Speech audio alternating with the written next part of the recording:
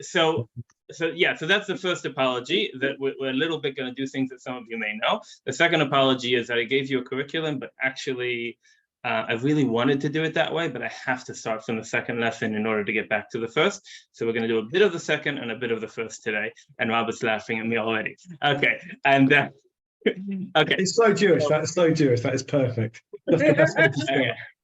And lastly, these PowerPoints, a friend of mine saw I was doing this, and he's like, "Why don't you use my PowerPoints and send them to me?" I have no idea where they come from, but they were useful, and I kind of worked with them. So this is, some of it's mine, some of it's not, and I'll do most of the talking anyway. Ask as many questions as you want, but at a certain stage, I'll just write them down and leave them for the end so we can finish the kind of stuff I want to do today. Okay. We're good? Okay. So, yeah. No? Yes. Okay. Okay. Oh, what? No. We skipped back. Okay. There we go. We'll get back there. Don't worry. Okay. Sorry, something's wrong. My computer's been acting up today. It's very unpleasant. There we go. I'll just have to do it in the touch. Okay. So what we're going to try to do today is understand the anatomy of halacha. Okay. I don't like starting from halacha because Judaism isn't only halacha, isn't only law, but the law is what affects our daily life, so we have to kind of start from there and then hopefully feel that there's more to it than that afterwards. So what I want to kind of look at today is the timeline of how the Jewish life works. But if you remember the advert I sent out, the second one starts with the Jewish library. I'm not going to stand up and show you, but you have to understand how the library works in order to understand how everything works. And that's what I want to kind of touch in the next 15 minutes, more or less. And then you'll understand why when you walk into the rabbi's house, there's always lots of books, because you really need them all. Obviously, my wife will tell you that I don't need half of the ones I have, but that's a different issue. We also have doubles because there's English and Hebrew. Okay, so I'm going to start with, to make you feel bad a little bit. That's what my daughter was there for. See, something's wrong with this keyboard. Who knows the word on the top of the screen? Yes. Mishnah. Okay, so what does that mean? Two. Okay, great. So if you look at the shin, right? So shin nun hey. What's shin nun hey? Shana. What's shana? Year. Okay. So shana is a year. Why? Because every year it's the same thing. So lishnot, sheni is second, right? And mishnah is things that you do second time, right? But second is not necessarily two. It could also just be again and again and again. Okay, so this is an Anna, and I just recorded her before she went to bed. And what she's reciting now is how we learn Mishnah. Okay, so I'm just gonna. I thought that the 3 would be enough, but I think we need 4. Okay. I'll stop.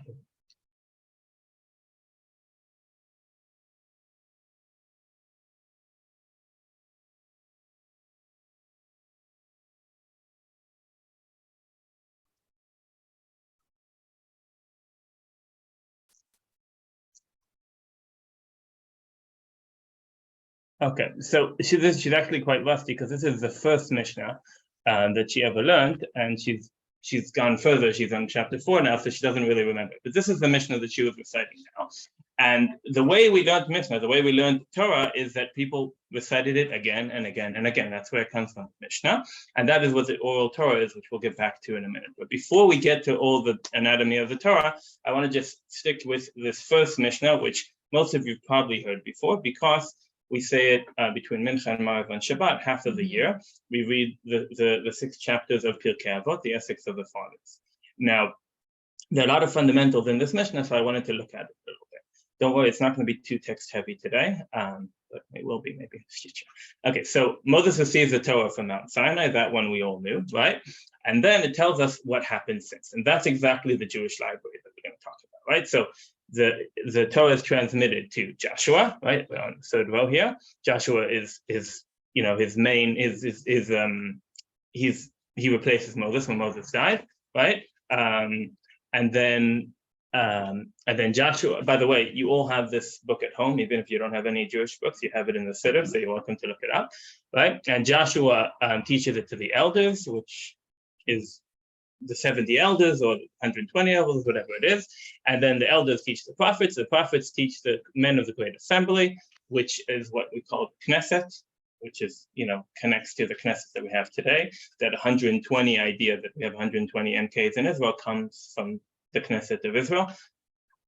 Some opinions that there were 85, but we're not going to. Okay, and then they say three things. So meanwhile, we have the first kind of 1,000 years of Judaism, right? Because we have Moses, from Moses until, well, Judaism starts with Abraham, right? But from Moses until the men of the Great Assembly, which is kind of the end of the temple, more or less, a little bit after. The first temple. Second temple, yeah. Even a little bit after. And then they say three things, and those three things are kind of going to be the center of how we view our Jewish law today, right? Be patient in the administration of justice, okay? Again, every time we translate, it's not going to be exactly the same, okay? So you do have to know Hebrew to know exactly what they're trying to say, but we work with what we have. Raise many disciples, right? Many students, and make a fence around the Torah, okay? Keyboard is not working. Okay, so those are the kind of three branches of the learning of creating of the Torah, and that's how we understand the hishtalshelut, the Transmission. Oh, thank you, Robert. The transmission of the Torah from Moses to today. Okay, so what I'm going to do now is I'm going to show you how that looks in the Jewish library, right? So I didn't make a graphic for this, I'm sorry. So we have the Torah, right? Then how many books of the Torah? There are 5, right? And then after the books of the Torah, what are the books we have? Do you know how many books there are in the Nevi'im? Right, so Nevi'im, Tuvim, and how many is that together? 24. Good. Okay, so 24 books of Nevi'im and Tuvim. Within the Tuvim, there's a Treyasar, and some of the books get split into 2 because the way the Christians cut up the Bible. But yeah, so we have these 24 books. And then after the 24 books, that's kind of the end of what we call the written Torah, okay? Even though the written Torah itself is partially written not by God, right? Because only the first 5 books are written by God. Okay, this, I think I'm glazing over things that you generally kind of know, but maybe I'm organizing. So the 5 books are what we have in the scroll and read over a year. So then because I thought there were 6 books of the Mishnah, is that not? Right, so we're not at the Mishnah yet. Okay. So before the Mishnah, we just have what we call the Tanakh. So Right. I am going to pick down a few books. Okay, so that's like extra books that are in the scroll. Yeah, so like, you know how when you are sworn into office, you put your hand on the Bible, right? Yeah. So this is the Jewish Bible, okay? Yeah. So these are the 24 books of the Bible. This is not my Bible. I didn't learn it that well, but this is somebody who was learning Chidon Tanakh for the Bible quiz. So this is the full Bible. So the first 5 books are just here, right? And then this is the rest. Right. Now this isn't law, okay? She's very unhappy when she thinks I'm leaving. So you can't hear, she still thinks I'm leaving. Oh. So I go to London too often. So and one of the things that I like showing, and this is completely not in the curriculum, but I'm going to do it anyway because you didn't stop me. So some people think that the Bible is a history book, okay? And I'm going to ignore the Nevi'im and Tuvim. I'm just going to take the Torah right now, okay? Yeah. But I'm going to show you. This is the first 1,480 and 1,984 years, okay? And then this is the next 1,000 years, more or less. And then all of this is another about 1,000 years, okay? So it's not a history book, okay? It's also not exactly a law book, even though the word Torah means law, right? But there's a lot of things going on in the Bible, and ultimately it is the basis for our law, okay? So this is the written law, okay? The oral law is everything else, okay? And that's a problem, right? Because if you've ever been to a rabbi's house, you'll see he has a lot more books than I do. And this is just whatever I could fit in the list. I left some in Israel as well, and we're always gathering more books, sometimes getting rid of some. So don't forget to take them. So Robert will save you one. But what is the oral Torah? The oral Torah is everything that's beyond the Torah. So if we have the Torah ending at the Second Temple, so we say that we have around 2,000 years of everything else, right? And where does that come from? So that is kind of where the Jewish library comes in, because I can show you every different part of the Jewish library, but what I want to just understand right now is why we even have the library, right? Because we have, if we call it the oral Torah, that's the obvious question. verbally. Right, oral means verbal, right? So what are these books, right? Where did that come from? So we're not going to go into when and exactly why they wrote the oral Torah, but the cliff notes are that there was a notion that the Jews are dying out, the oral Torah is dying out. Why is it dying out? Because Mishnah is transmitted through the way you saw my daughter reading the Mishnah, right? Orally, right? And you can't remember everything when people are getting killed and spread it out to the diaspora. So even in the Torah itself, the Midrash is one of the kind of the backstories of the Torah. So it says that when Aaron dies, which was a few weeks ago in the Pasha, so everybody was mourning, right? That's what the Torah says. And in that time, we forget the number, I think 12,000 halachas, right? Because everyone was mourning and nobody was reciting the oral Torah, so all these laws get forgotten. So there's an understanding that something doesn't work with that oral Torah. So why do you think, or why do you know, do we have an oral Torah if like we see it doesn't work so well, you can forget things? So does anyone know? I spoke on it. Encourage people to be involved. Okay. So encouraging people to be involved, yeah. First of all, that's completely correct, because that exactly tells us the problem we have today, where nobody learns, where most people don't learn, right? And most people go to the rabbi for every question, right? Yeah. Like there's a very popular way of finding things out today, where you send a WhatsApp to the rabbi and the rabbi tells you the answer, which is really not how Judaism is supposed to work. You're supposed to have read all the books and then ask the question if you didn't understand something. Are there any other reasons that we need an oral tradition? It's okay if you don't know. That's exactly why I have you here. Okay, because when we speak, then we understand more. Mhm. So if you speak, if you learn, then we can speak. We can speak, we understand, and we can pass to others. Mhm. So there's more of an innate connection with the Torah when you're involved in it. Yeah. When it's become written documents, you can't follow those instructions. As you say, why is it oral? Why do you want oral? So you're saying once it's written down, it's this. I don't know if that's what you were saying, but this is the answer that I wanted to hear. So I'm going to say it anyway. Okay. So the problem with law. It's halakha. Yeah. The point is it's halakha, which means to walk. It means literally it progresses, it develops, and it can be adapted to generations. It is an interpretation of the written law. It allows you to apply it in a way that works ultimately. Okay, so Robert said everything I wanted to say in Cliff Notes. I'm going to expand about that a little bit, but we'll start from the word that Robert mentioned, halakha, right? So does anyone know that word? It's on the screen if you can see it.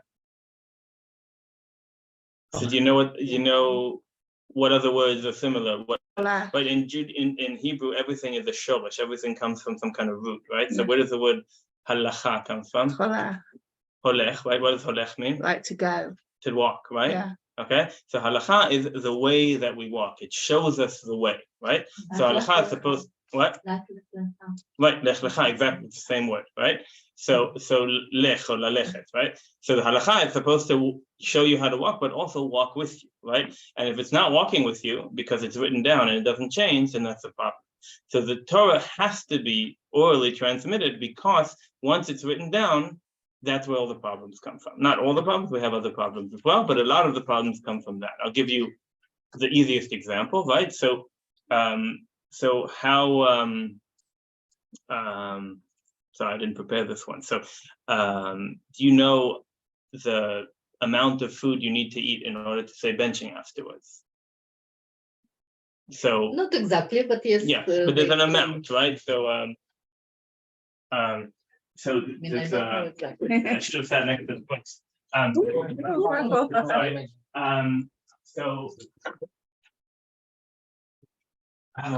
So according to the Talmud, the Gemara, which is where all these discussions happen, right? You have to eat a certain amount of food in order to say the blessing after the food. Now the Torah doesn't say these things, right?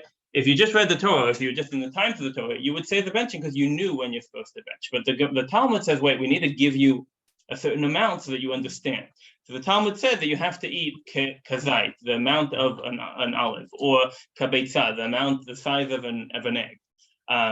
But the problem is that what is the size of an egg? What is the size of an olive?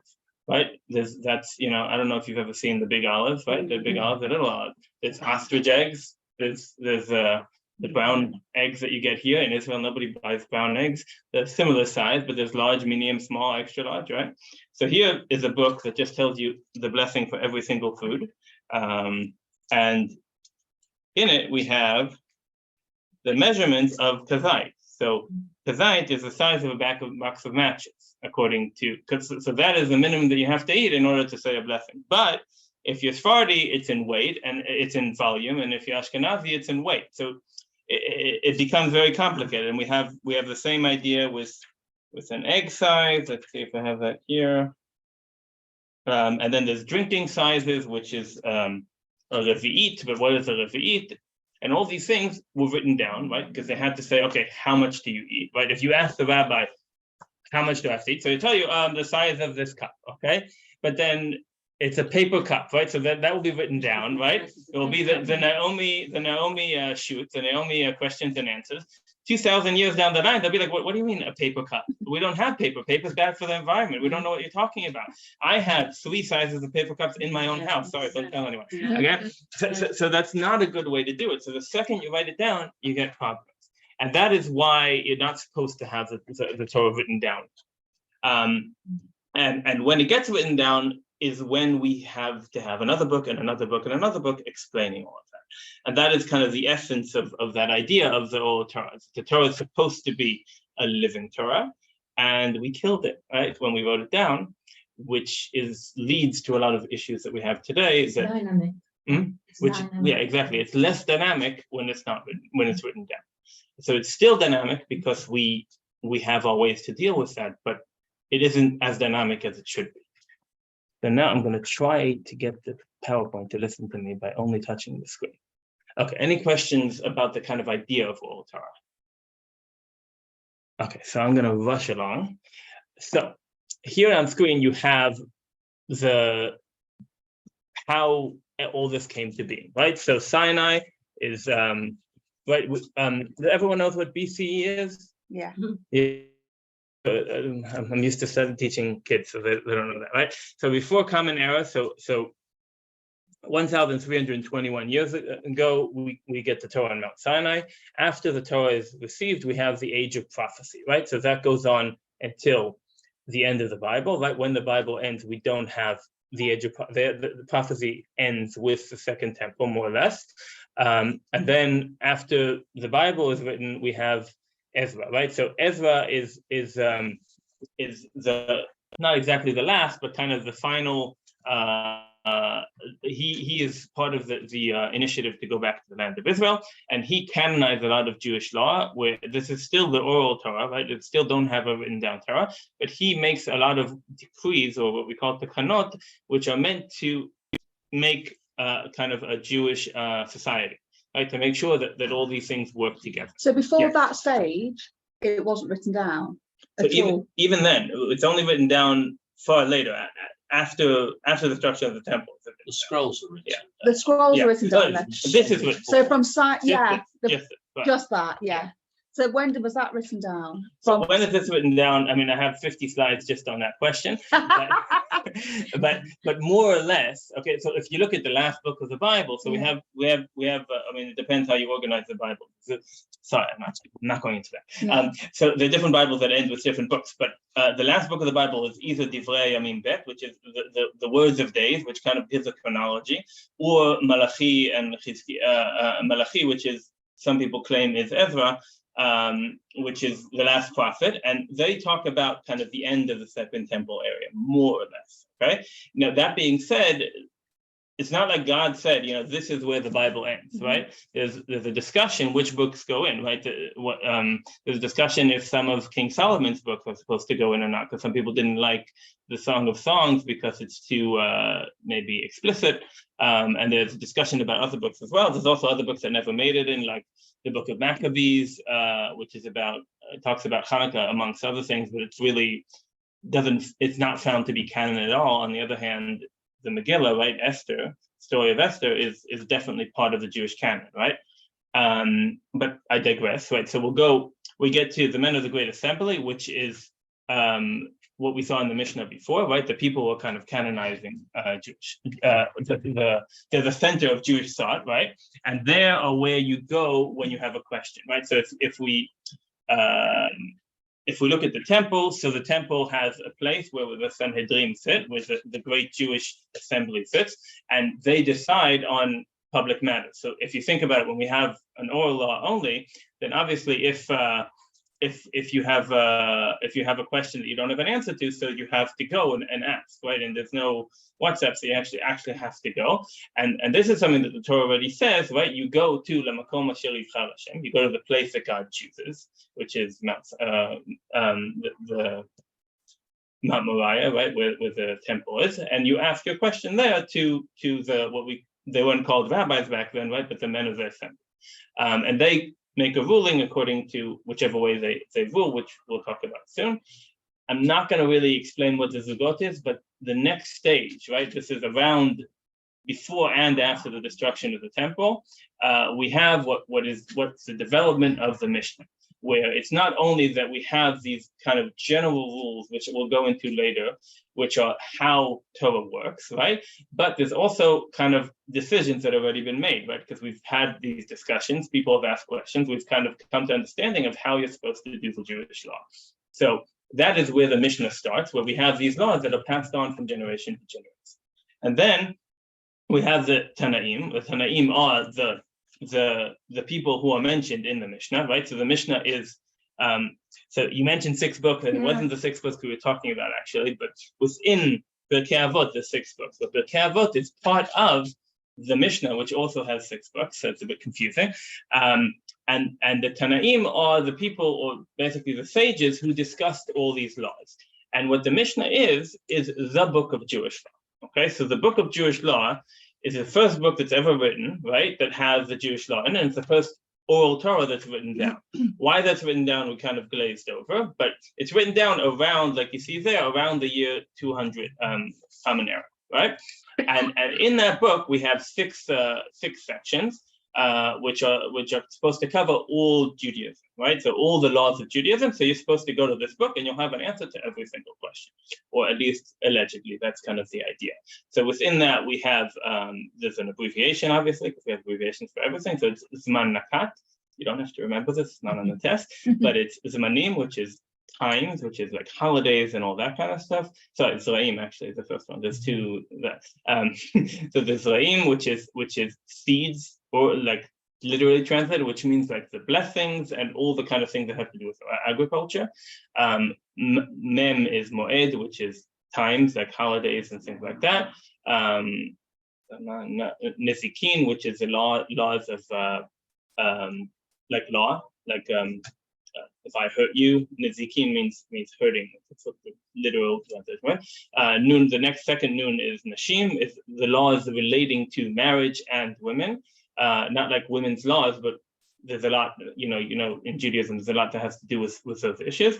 And then the last 2 are Kuf and Tet, which is Kadashim and Ta'arot, which relate to the temple and sanctity, and also touches on, some of it touches on, you know, ritual slaughter and all that. And those are kind of covers all the aspects of Jewish law. So you would think, okay, we're done. We have a book of Jewish law. And in fact, I have all the Mishnah over there. It's 6 books. It's not that big. If you don't have the commentaries on it, I have a book of Mishnah that's smaller than this that has the whole Mishnah in it. The problems are, there are 2 problems there. And I wasn't supposed to spend so much time with this, but I'll be done soon. So what's the problem with the Mishnah? 2 things. The person who wrote the Mishnah was the head of the Sanhedrin, the head of this assembly of rabbis, or whatever you want to call it.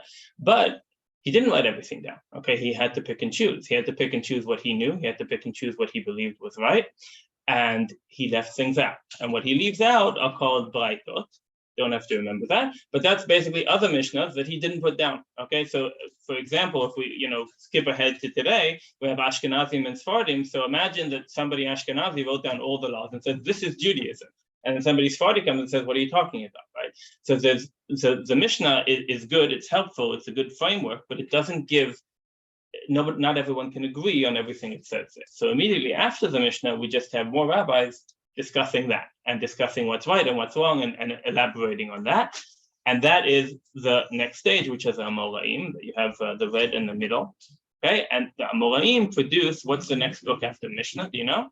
The Talmud. Okay, so the Amoraim produce the Talmud. There's more than one Talmud, and that also gets complicated. But there's kind of 63 books of Talmud, more or less, in the Babylonian Talmud. And there in the Talmud is that elaboration on the Mishnah. So we had a book of law, but that book of law it wasn't good enough for the reasons I mentioned, and the other reason that we mentioned before, which is Torah has to evolve, right? So they didn't have electric cars when they wrote the Mishnah, and they did in the Gemara, right? And something changed by the Gemara time, so they have to deal with another issue, or something just didn't come up. They have to deal with that. So we need that change. So that is what the Amoraim are doing, and the Gemara and the benefit of the Gemara, unlike the Mishnah, is while the Mishnah tries to be concise. It's not completely concise, but it generally doesn't tell too many stories and doesn't have too many discussions. It does have more than one opinion, but it doesn't have too much of that, too much of a discussion. More like he says this, he says that. What's the law? I don't know, right? So the Gemara tries to get to, okay, what's the bottom line? And also goes through a whole long discussion. So if you open a Gemara, and we can do that someday if you like, you'll see that it's centered around the Mishnah. So there's a Mishnah, and the Mishnah will be, 2 lines, 3 lines, 5 lines, and that will turn into 2 pages, 5 pages, 10 pages of discussion of those 2 lines. And when they've had enough of that, they go to the next Mishnah. And so you can open the Mishnah on blessings, and the Mishnah on Shabbat, and the Mishnah on Chagim, and the Mishnah, well, there's different kinds. There's 10 Mishnahs on Chagim, and the Mishnahs on Shechting and everything, and you can learn on each one all the discussions. And ostensibly, that's supposed to answer all your questions. The problem is, it's written in Aramaic, and even if you did understand all the Aramaic, it doesn't come to the bottom line at the end of the day. So even though we have all the discussions, it's as if you have all the court transcripts without the ruling at the end. So here and there, there'll be a ruling. Here and there, there'll be a line at the end that says, we don't know what the ruling is, and we're going to leave it until Elijah comes. And sometimes they just move on to the next subject, because it's kind of really like somebody who was just recording what's happening in the Beit Midrash. So the Gemara still leaves us with a big problem, which is, the Torah was written down. We no longer can go and say, I know all the Torah because I've been learning the whole Torah my whole life, so I know all the answers. We can't do that anymore, and yet we don't have an answer. So that's where I'm going to stop right now for a minute, because I've been talking for a long time. I'm going to tell you who came late if you want tea in the kitchen, or coffee if you're not British, and any questions before I go on, because this can get boring, and I want to go to the next part that's a little bit more interesting. Yeah. Gemara is. Yeah. Gemara and Talmud, the same thing. Yeah. Talmud plus Mishnah? Yes. Gemara is a different ways of calling, and they mean a little bit differently, but ultimately it's Gemara and Talmud. Questions on the Mishnah. Yeah. So the Talmud is learning. Talmud comes from the word of lilmod, to learn. So we're learning about the Mishnah. Yeah. So, but Mishnah is explanation of halacha. Mishnah is ostensibly a book of law, but it just doesn't give you every answer to every question. Today, if you bought a Mishnah, or if you look at my Mishnah, so the Mishnah will have, mine has 3 different commentators on it in that book already. And the commentators already read everything in the Gemara and kind of feeding it back to you. And they often also tell you, what the actual ruling was in the Gemara, which is useful. But even today, nobody would open a Mishnah and say, okay, this is the law according to the Mishnah, because it doesn't work that way anymore. So we have the Gemara. The Gemara is closed 1,500 years ago. This is very long ago. And even the Talmud already is a problem, because the Talmud is being learned in more than one place. So we have the Talmud in Israel, and we have the Talmud in Babylon. And we probably have more in other places, but that never gets written down. And the Babylonian Talmud becomes the canon for Jewish law, while Jerusalem Talmud, which is, or Palestinian, if you look in Wikipedia, is I don't know why, it's not a political thing. Anyway, so that kind of was it wasn't as available to the rabbis afterwards, so it became less kind of important. So after the year 500, and as you can see, there are not many books being written until then, right? We only have the Mishnah and the Talmud. And then after that, we have about 5 years where hardly anything's written down, or if it is, we just never got it because it got lost. Okay, and that's what we call the Gaonim. The word Gaon in Hebrew, anyone know?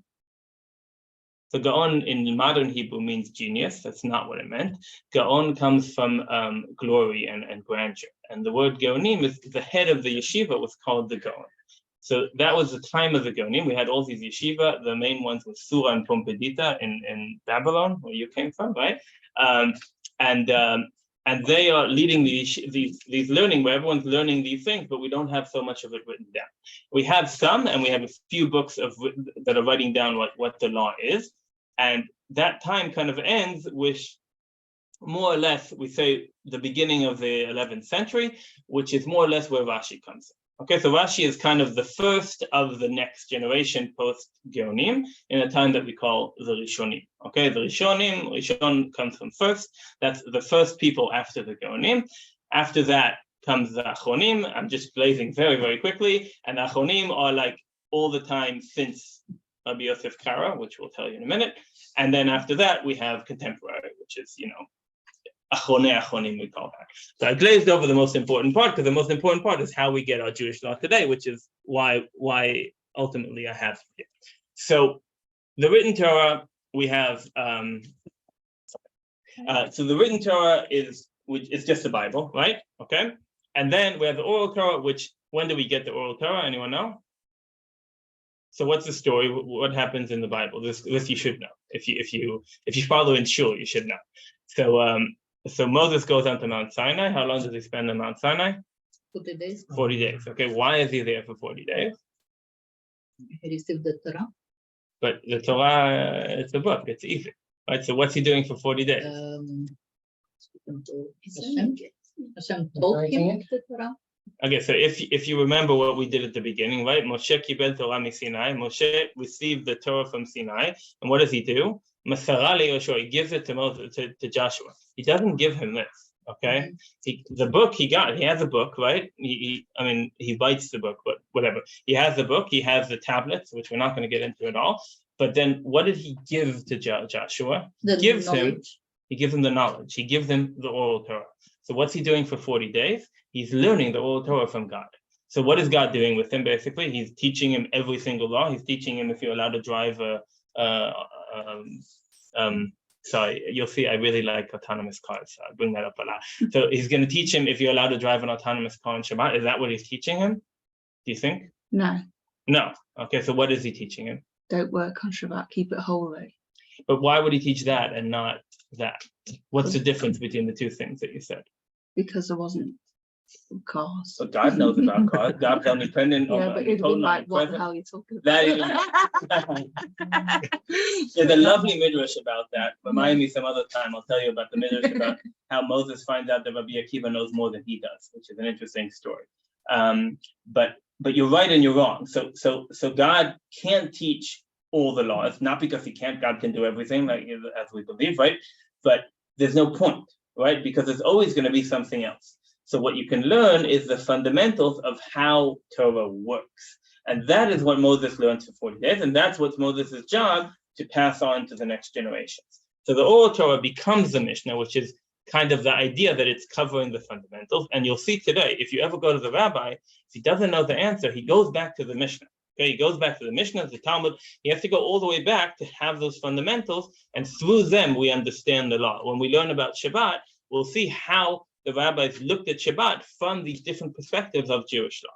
Okay, anyway, the Mishnah turns into the Talmud, like we said, and the Talmud isn't good enough. We need a book of law. And this is where it gets both complicated and easier. So the three main commentators who take the Talmud and turn it into a book of actual law. The Rif is the first one who becomes the most famous. And if you open most Talmuds that you have today, even the really small ones, will have the Rif at the end, because he's the first law book that's written from the Gemara. And what he does is very simple. He just cuts out all the nonsense, and he just keeps the actual text that is the law according to the Rif. Rabbi Yitzchak Alfas. I can't remember. So he's the first one. I think around the year 1000, 1050, something like that. The Rambam you've all heard of, right? And the Rosh, Rabbeinu Asher. These are three commentators who take the Talmud and turn it into law. Okay, what does the Rif does? He takes every single book and gives you a book of law according to that book. So there's a book about Shabbat, so he gives you the law of Shabbat. A book about weddings, so there's a book about divorce, he gives you the law about that. The Rosh, similar. What does the Rambam do? Has anyone ever opened one of the Rambam books, Maimonides? He was a doctor. So the Maimonides did way too many things. Some people believe that he wasn't a human being because there's no way that he could have done that all.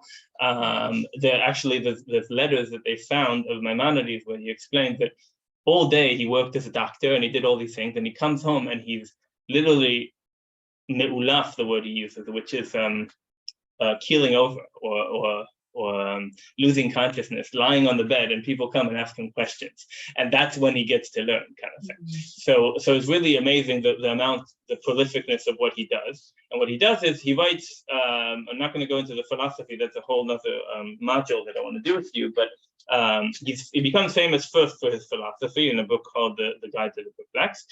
But then and he does the other book that he writes is his first book of law, which is a commentary on the Mishnah.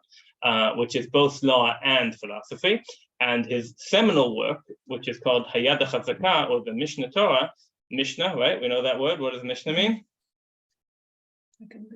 Okay, so here the Mishnah means secondary. Okay, so it's not Mishnah, it's Mishneh. If you can hear the difference, right? Mishneh means secondary. So he's saying that he's the second Torah. Okay, not the second coming of the Messiah, and not the New Testament, right? But the secondary Torah, meaning we have the Torah, and all the oral Torah is now in his book. Okay, and he does a pretty good job. Obviously, nobody agrees with him, but he does a pretty good job. And what he does is not only say, okay, this is the law, but he tries to canonize it through the way he sees the Torah. And he's obviously a genius. He has a deeper understanding of how everything works. Okay, and he writes down a book of all the Jewish law. Okay, and within that, he also explains how he did some of what he does. And if you open his book, it only has 14 books. Okay, and we said before the Talmud has 63, right? And if you try to think on your own, you know that there are more than 14, subjects in the Torah. So obviously, he had to choose where he puts everything. Okay, and not all the books are self-explanatory. Like one of the books is called Love. Okay, so what does love mean? Okay, so love means the love of God, and it talks about those connections. There's a book called The Laws of Idol Worship. Okay, so obviously that means the laws of how you're not allowed to do idol worship, right? But anyway, so these 14 books. Here, Ariella came in to say that everything I'm saying is wrong. What's wrong? It's your turn. Do you want to reveal? Sure. Okay, so guys, if you don't eat this, then Ariella made a cake. I made her make a cake. Brownies. Sugar. So the Rambam gives us a whole understanding of how to look at it. Okay, and he puts it into those 14 categories. I don't want to go into him today, but he's really interesting. And what the Tur does, okay, the Tur is short for Arba Turim. So Arba is 4, and Tur is columns. So what he does is he turns the Torah into 4 columns. So while the Rambam Maimonides gave you 14 columns of 14 categories, the Tur is like, this doesn't work. We need something more simple, and he cuts it into 4 categories. And I'll tell you what they are. I wasn't going to tell you the 14, but 4 I can do, right? So he does all Torah into 4 categories. He cheats because he leaves the temple out of it because there is no temple, and he doesn't do that part. Okay, so he has Orach Chaim, which is the most relevant to our life. Which is Orach Chaim means the way of life. Orach is the way of life. Okay, and that covers davening and Shabbat and holidays and all the things that are part of like daily life. Okay, which is not the other ones. So what are the other ones? The other ones are what we called before women's laws, right? Which is divorce and marriage and all the laws around marriage. That's called Even HaEzen. We have Choshen Mishpat, which is law, so the laws of law, and Yoredea, which is all those other things, which is shchita and mainly mainly kashrut and things like that. Although there are other sections for that. And those, you can tell that that's kind of covering more or less everything, right? And what the other thing the tool does, and this is the fundamental of Jewish law, is he says, okay, we have 3 books of Jewish law. Not really fair to group them all together because each one stood for themselves and came from different places in the world.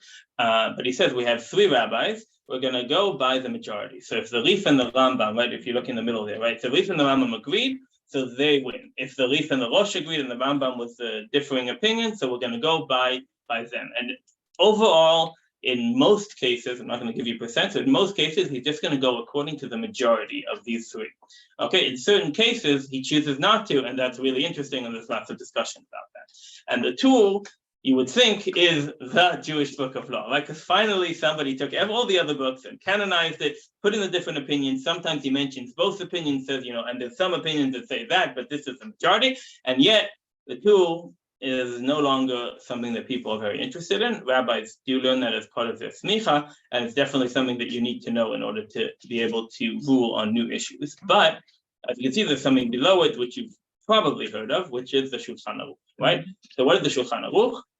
Shulchan Aruch is, he does one thing that he plagiarizes. He does the same thing the tool did. He keeps those 4 columns, okay, which are considered, the 4 columns of Judaism today, because the Shulchan Aruch accepts them. And I'll remind you, we're talking 1563. He is the stamp on the Rishonim. He is the stamp on all the discussion. Anything after him is considered post-Jewish law, because the Shulchan Aruch is the book of Jewish law.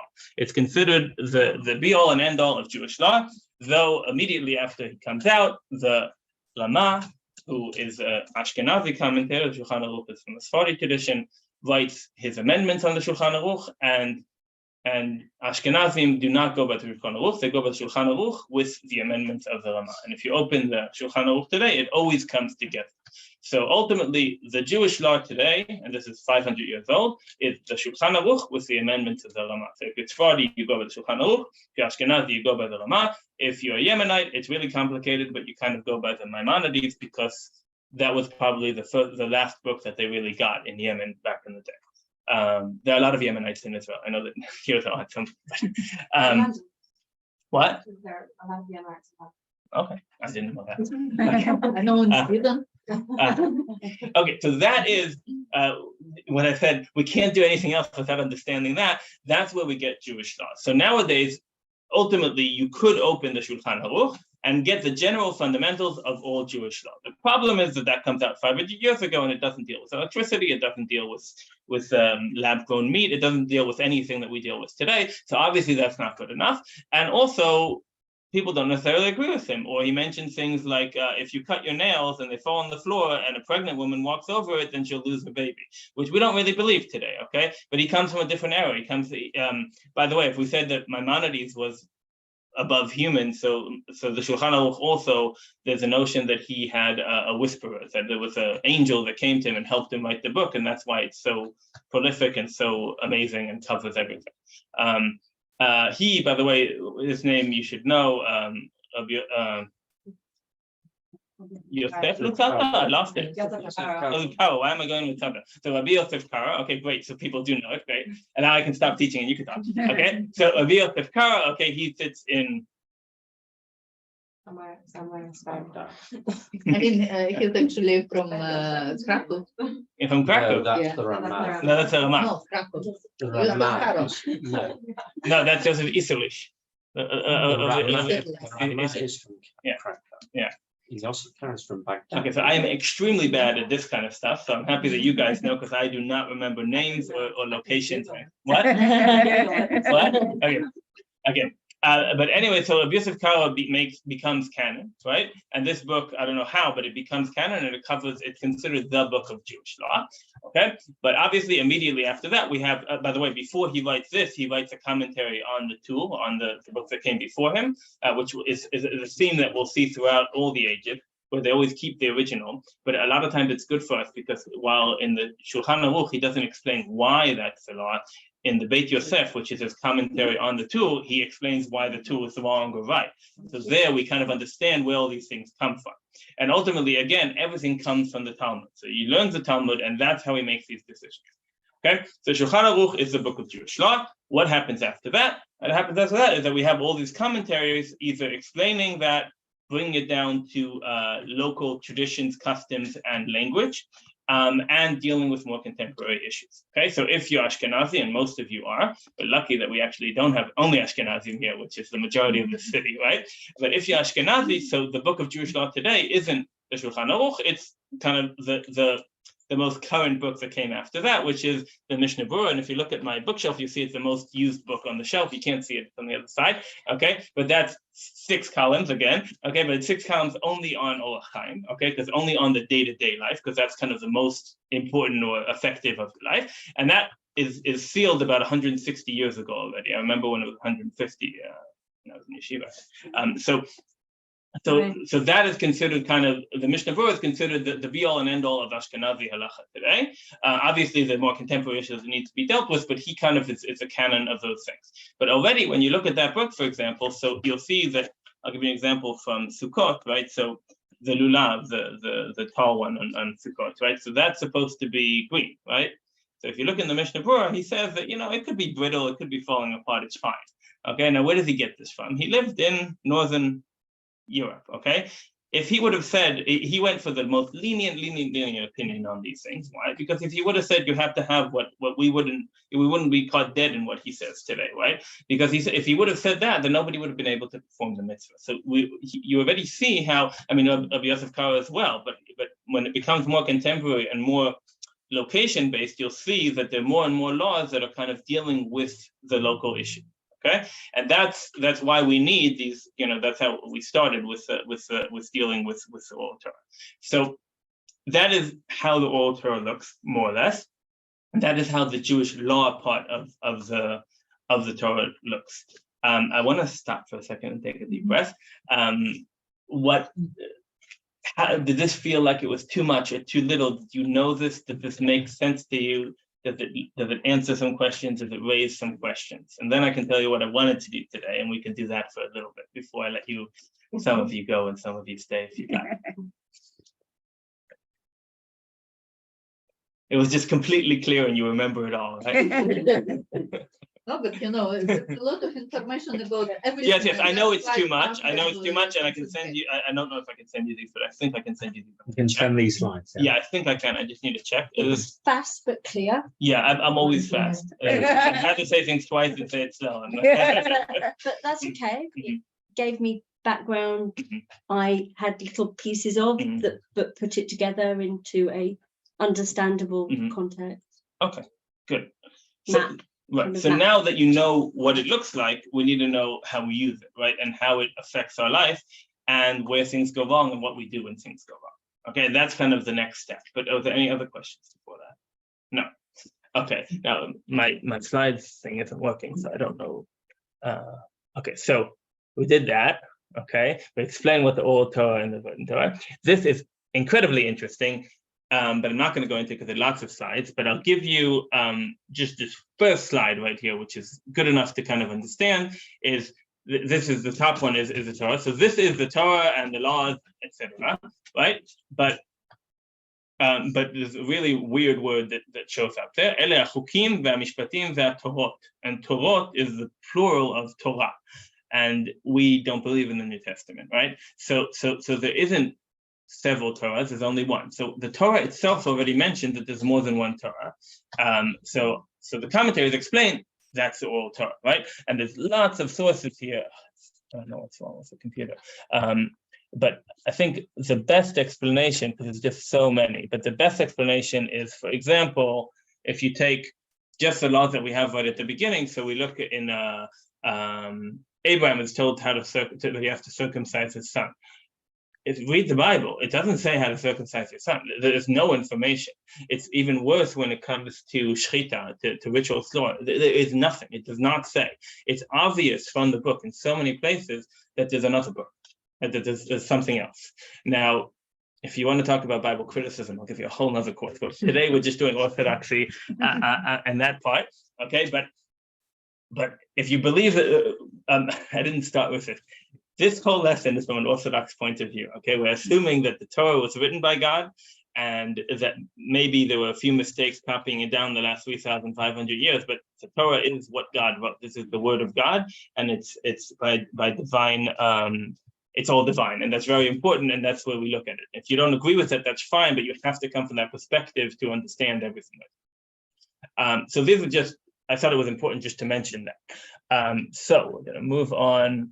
So yeah, I'll have 100 slides about transmitting. I was supposed to be able to skip them easily, but it didn't let me. Great. So, you know what, actually, I'm just going to close it and we're going to skip on. So that was the idea. That's how we get Torah. But now what I want to show you today is a little bit beyond. Oh, that's fine. I think that the keyboard is. This one. This is why that's weird the thing. Okay. So now what we're going to do is we're going to understand. I just want to give you guys a framework so you know that I'm not keeping you all night. So we started 10 minutes late, so I'm going to keep you another 15 minutes, and then I'll stop. And then if you want to leave, and if not, I'll take questions. So what I'm going to show you now is how Shabbat works. Okay. Just because it's the easiest one to go into not in detail. And I'll show you a little bit of what happens when Shabbat doesn't work. And then it didn't work. And then we will. 1 second. Oh, we lost Robert. So how Shabbat works.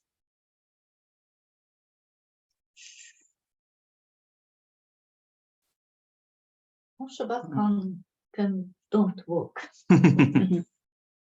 Oh, yeah, it's still in this one. When did it start acting up? It was yesterday already, right? Yeah. Okay. Yeah. It's always like that. No, these slides are very heavy, but that's not the reason. Okay, so what I'm going to show you now, if this works, we'll do it the easy way. There we go. Okay, so close WhatsApp, so that doesn't bother us. Okay, so ostensibly we understood how it works. So we have all the Torah, we have some explanations of Torah law, and then from Torah law it comes to today, right? Because then we have to use all those fundamentals that go along the way. But we didn't go through. We've lost slides. Oh, right, sorry. I've just got your arms. Probably. Share screen. Yes. Okay. So this, by the way, is Sfaria. Sfaria is a free online resource where you can find most of the Jewish library. Not all of it's in English, obviously, and you can also find a lot of shiurim. So, for example, I wanted all the sources on Shabbat, so I just typed that in, and somebody already made this page, so it was easier for me than making slides.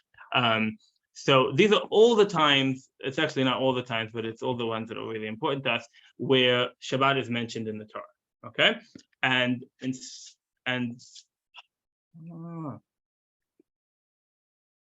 want to show you the slides I already made, but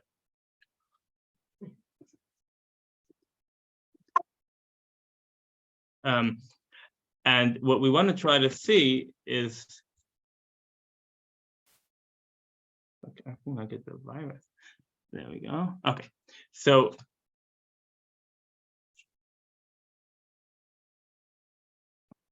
I give up.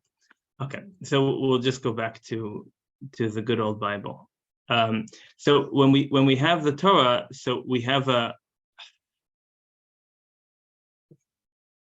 It's hard to talk and do stuff at the same time. All of these are open at the same I was time. gonna say. Yeah. Probably that's the reason it shouldn't be. No, they weren't open when I started. They all opened on their own. That's why I'm annoyed. If I had opened them, then it would be my fault. Okay. I'm gonna plug in before this dies. Okay. So, okay, you do see this, right? Yeah. No, but it's not willing to go between the slides. Okay, so we'll just close all this. So we so we're supposed to start from the Torah, right? And that's the biggest problem that we have because, for example, what's the biggest complaint that people have about Shabbat? Anyone? Have you ever met somebody complaining about Shabbat? God forbid. Right? It's not work. Oh, wait, oh, you guys live in Leeds. If you don't live in Leeds, then the biggest complaint, especially from kids, is it's not work to turn on the light, right? It's not work to be on my phone, right? And that is the fundamental kind of misunderstanding of the laws of Shabbat, right? So what I want to address for a minute is kind of understanding what it actually means, okay? And that helps us. I killed the task manager. Okay, I think that we killed enough things for it to work again.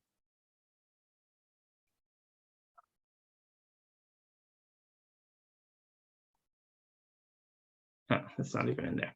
Okay, so what we have to do is start off with okay,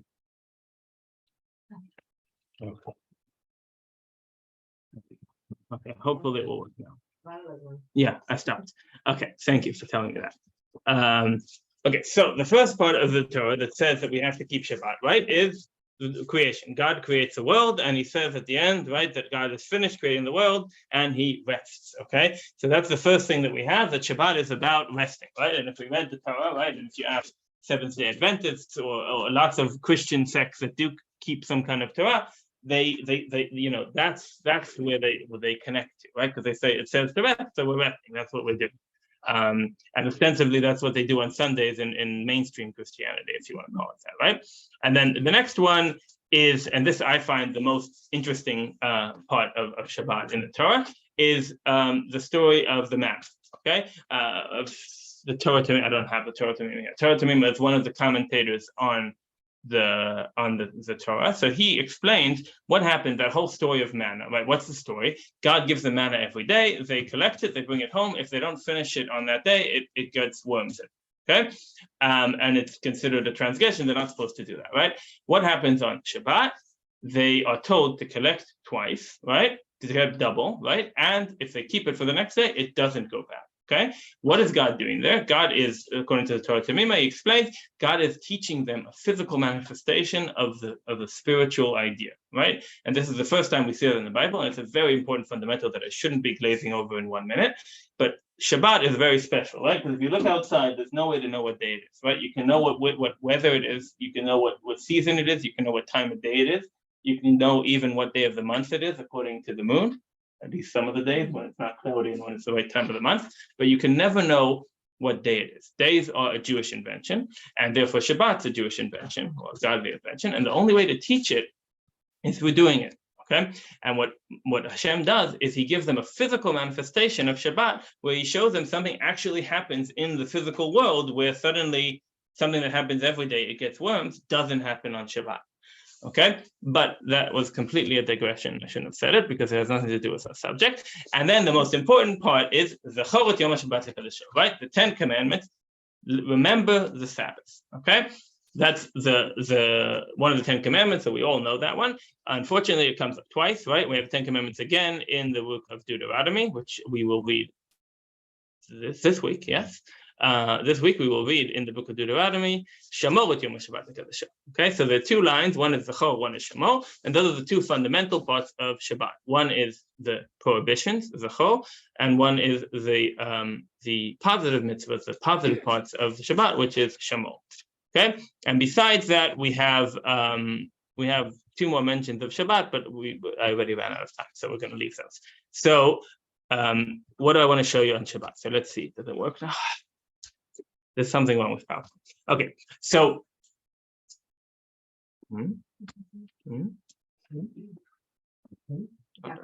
what? Okay, sorry. Okay, there's such pretty slides. Okay, so what is Shabbat? Shabbat is these four things, these four prohibitions, and then the next slide, which is the positives, right? So the four prohibitions are the 39 melachot, right? Why melachot? We didn't look at the quote because we ran out of time, but the Torah says that we have to not do melacha. What is the word melacha? falsely translated to, it doesn't matter what you translate it to because it's always false. You can't translate the word, okay? We generally say melacha is work, okay? And that's where we get this, oh, it's not work to be on your phone. But actually melacha is maybe better translated as creation. And regardless, the way that we read the Torah, and that is one of the fundamentals of how we learn Torah, which we didn't go into today, we'll do that next year, is a gzera shava, right? Gzera shava is one of the ways we understand the Torah. The word melacha shows up in different places in the Bible. So if you didn't know what that word meant, you'd read it in all the different places and you'd understand from the context what it means. So there's only one other place where melacha is used in the Bible many times, and that is in the temple. So we understand that any work that's done in the temple is the work that you're not allowed to do on Shabbat. That didn't make sense to you. You're not the only ones, but that's how it works. That's how we learn Torah. We can explain it better in depth in the people that leave, not staying after other ones left portion of this sheet. Okay, so that is the main thing. The 39 things you're not allowed to do on Shabbat, and that basically encompasses all the things that we don't do on Shabbat. That being said, most of the things that we don't do on Shabbat are actually the other three. One of them not so interesting, which is hotza'ah, which is the Eruv issue, right? Yeah. Tchum Shabbat, which is another thing where you're not allowed to go more or less a kilometer out of the city, which doesn't really bother us usually, but it's out of you'd have to go past Giselle and then another kilometer. Nobody really does that very often, at least not in this area. And then the third one is not kindling a fire. Which is definitely something that we deal with, right? And those are the things that the Torah says you can't do.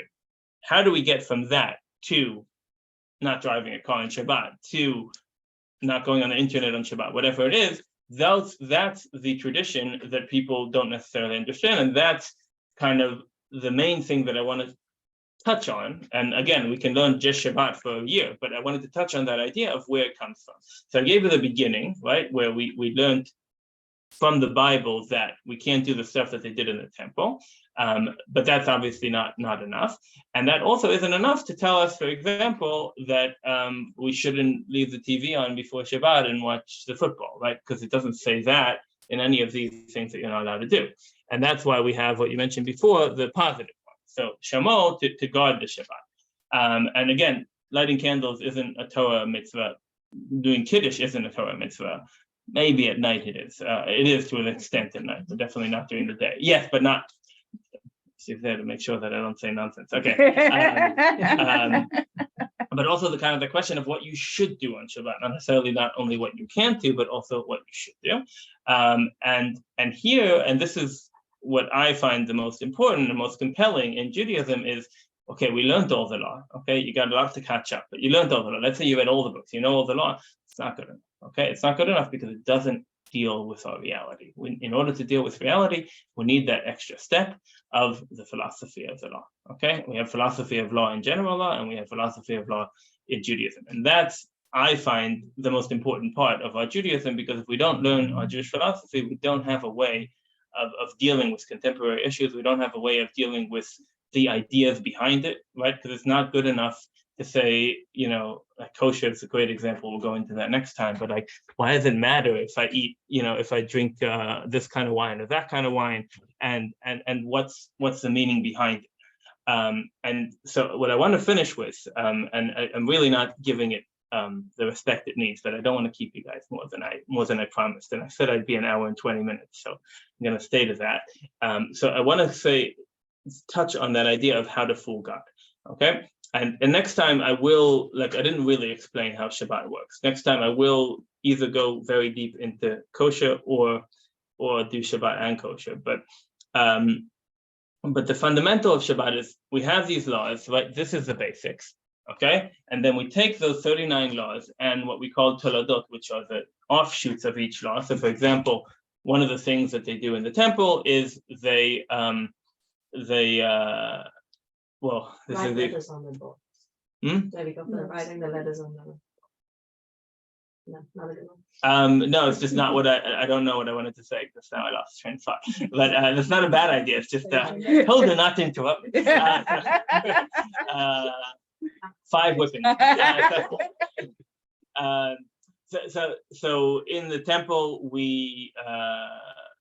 one of the things you're not allowed to do, you're not allowed to squeeze, okay? Because squeezing is part of the process of creating food, and 12 of the melachot in the temple are relating to creating the food, the bread and the things, whatever. So you're not allowed to squeeze on Shabbat. So what is squeezing? It's not, not squeezing this book, but it's squeezing, for example, getting juice out of a fruit. But then, so is it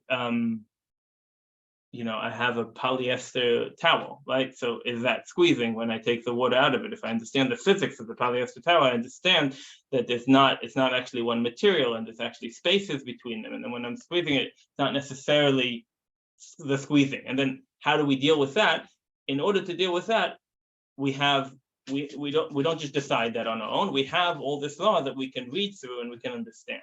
And we can take, if you want, and I have 12 books there that just deal with these kind of things, take a deep dive into one specific little issue in halacha and how it dates back to that.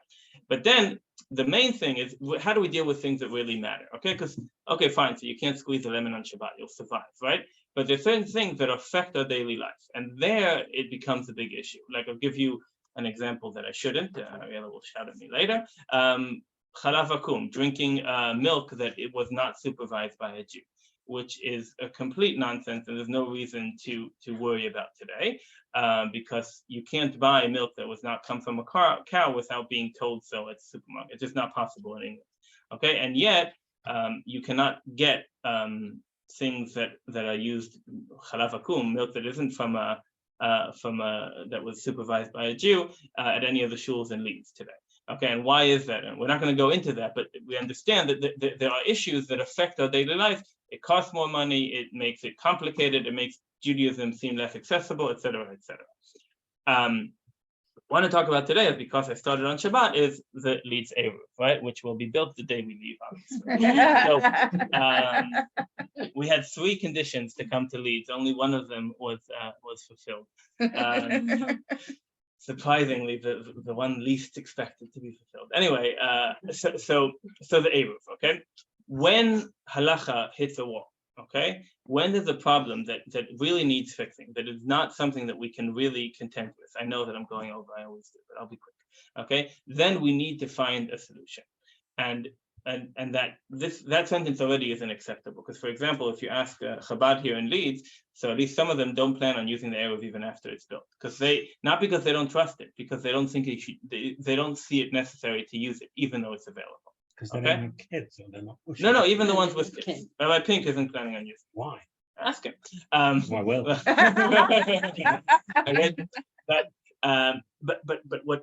what's important is that understanding that here comes in the machshevet halacha, the philosophy behind it, and that's what leads our decision making. For example, the rabbi who used to be in Leeds, who is no longer with us, said that you can't have a non-Jew push a pram to shul on Shabbat with your baby. Now, he is very well based in law when he says that. It's not the only opinion, but it's definitely an opinion. Okay, but and I'm not the rabbi of the city, and do not quote me, obviously, but it's fine to quote me. I'm leaving. But there is another way. Okay, and it really depends on how we look at the law and how we look at what the purpose of the law is. Okay, and the halacha that we go by, we have somebody push the pram, is that it's a mitzvah. Why is it a mitzvah? There are lots of ways of looking at it, but one of the reasons that it's a mitzvah is that if Judaism isn't accessible, if women can't leave the house on Shabbat for as long as their kids can't walk to shul, or if Leeds had 7 minions and the man could go to one and the women could go to another one, maybe it wouldn't be an issue, but we don't have that, right? In any case, if halacha is causing a problem, okay, or much worse thing, please don't get worried about this. You can talk to me before you get upset. There are situations in which people cannot have babies because of halacha. Okay, that doesn't make sense. Okay, because of halacha, it's called a karut hilchatit, that they could have a baby, but because of the way halacha works, they're not allowed to. Not allowed to. It becomes very difficult biologically. Yeah. Okay. Or no, it's impossible in some cases. It's completely impossible. Okay. You should explain that. No, I won't. I have another section on that. That's why they'll come back, Ariella. Ariella, these are the cliffhangers, and they can come back. Okay, ask her later. You can stay. Yeah, okay. The laws of Nida. So because of the laws of Nida, it could make a woman. Yeah, When you get home late, it's her fault. Yeah. For that one. Yeah, No, now I forgot what I wanted to say. So when we does anybody object to me taking a picture? It No. goes on social media. Already did that. Yeah, but this one's gonna go on social media for I asked. Anyway, so this way I can tell people that they should be paying for this kind of stuff. Nobody is paying for this. Anyway, not you. I'm saying like they should bring people to do this. yeah. So when we have a problem that halacha is causing, then we have to solve it. And this is really, again, something I should give more time to, but the Eruv is one of those situations. People come to you, and you'll hear this on the street here as well, right? We're fooling God, right? God said you can't carry, but we're putting up these silly strings, and now you can't carry. And what's really important to understand is that this is never the case, okay? And if it is the case, then you're doing something wrong, because you're not supposed to be trying to fool God, and you can't fool God. And this is the fundamental, and I will finish it in 4 minutes, okay? The Torah, we believe, is written by God. That's what I started from before, right? The Torah is written by God, therefore it's divine, and there are no mistakes in it. Besides, maybe if we copied it wrong, which is a different issue. So if there are no mistakes in it, we also believe, and this is something that is widespread belief, that every single word in the Torah is important. There can't be even one extra letter in the Torah. God chose it to be there. And if you see that God used too many words, there's a reason God used too many words. And if he didn't use enough words, there's a reason for that as well. And therefore, if God is so pedantic about the Torah, there is no way that there's a loophole in the Torah, that God made a mistake, that God overlooked something, right? In law, we have those ideas, right? You're a lawyer. Do you have any other lawyers here? That you can find the loophole and find the way to when we're going back to Israel, I'm bringing my an electric bike back to Israel. So I'm bringing the motor in my suitcase and the bike in the lift, and that way I didn't bring an electric bike to Israel. That's a loophole. You can't do that in Judaism. If there is a loophole, okay, it's not illegal what I'm doing. It's just a problem. You need to. It's complicated. Anyway, I do other legal. When I leave, I'll tell you what illegal stuff I did in this country.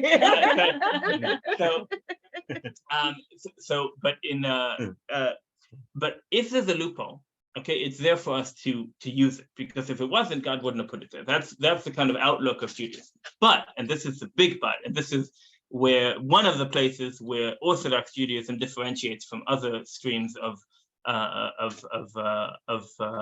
doing Jewish stuff, is that when you're allowed to use these loopholes is not your own personal concession. Okay, it's a broader public policy connection question. So when we have these, and there's about 5 or 6 like really famous loopholes that we use, and Eruv is one of them. And the idea is that there's a problem here, and this problem needs a solution, and that's why God leaves that opening for us to find that solution and to use it when we need it. Okay, the Eruv is kind of the least aversive one because it's, first of all, it's very, very well accepted, maybe not in Leeds because people haven't had that experience, but it's kind of just something that Jews have been living with for forever. But also it's not such a complex thing to do. And ultimately there is some kind of logic behind it. But the other ones that are much more complicated, like Heter Mechira, that has to do with Shemitah, etc., they really can nullify the law completely, right? This idea, like you're not supposed to carry on Shabbat. In Israel, when I grew up, I thought that not carrying on Shabbat was something that you do outside of Israel, because in Israel, you don't have to, that's not the law, but the law is like some kind of punishment for living in diaspora. There are lots of punishments. but that's not one of them, right? It's just that in Israel, there's an Eruv everywhere, so we never even understood that. But ultimately, we're completely nullifying a Torah law, okay? But it's done in consensus. It's done in this understanding that this is a loophole that we should be using, okay? On the other hand, there are other loopholes where we're saying, wait, we shouldn't be using that. We should be using that only in certain cases. The Heter Mechira, the way that we deal with Shemitah today, is one of those, where there's a big discussion with large camps in Israel who don't agree, who think that we shouldn't be using that loophole because it's not necessary anymore, even though maybe it was in the past. Other people believe that it's not true, and that's a discussion that we have.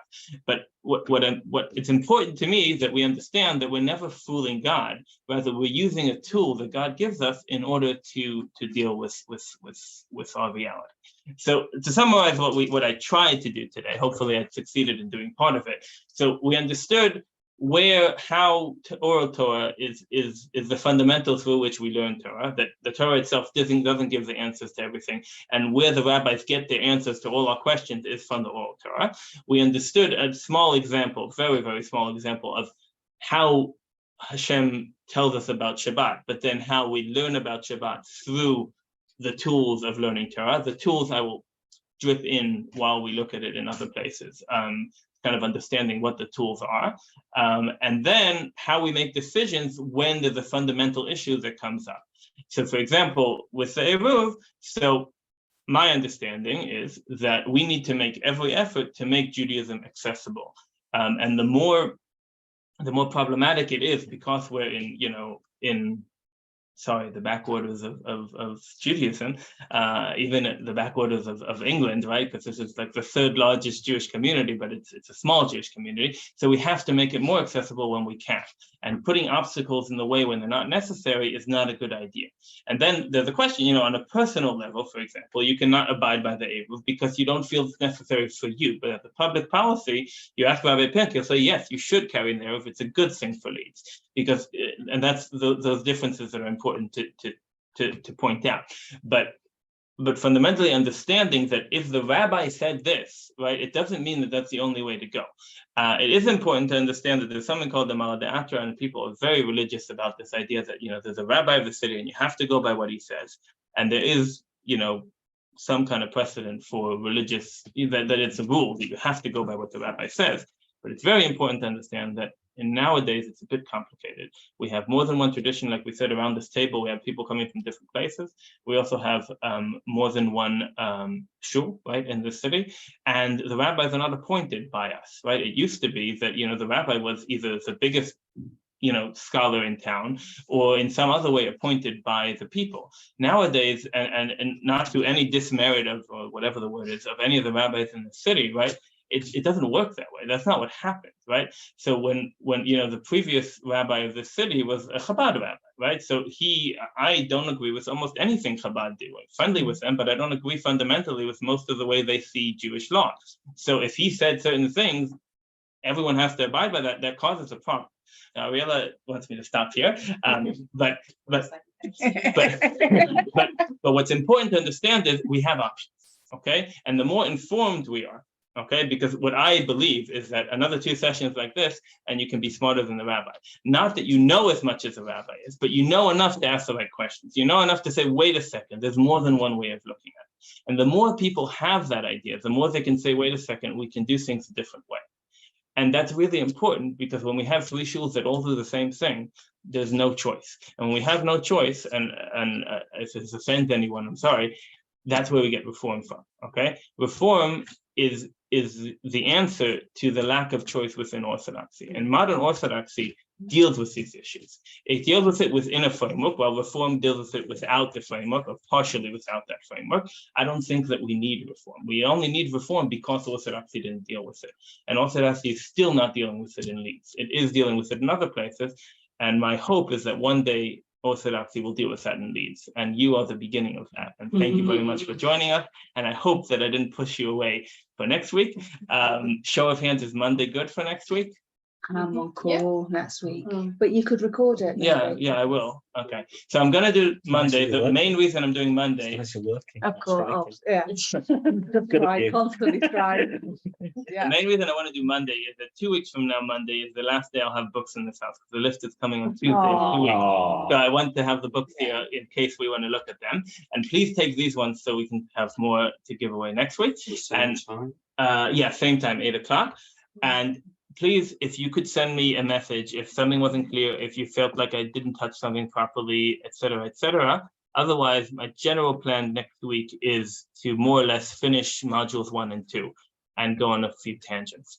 And yeah, so feel free to eat more, stay until midnight, or leave. I want to give you the opportunity to leave. You And then- it's fine. And I had an opportunity to say goodbye. And then if you have any questions or other things you wanted to talk about, this is the time.